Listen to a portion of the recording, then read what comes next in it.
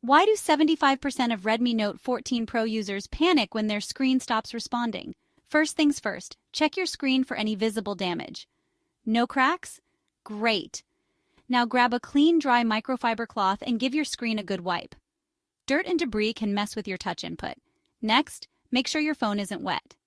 Moisture can wreak havoc on your screen's responsiveness. Dry it off if needed. Still no luck. Sometimes a simple restart can do wonders. Hold that power button and reboot your phone.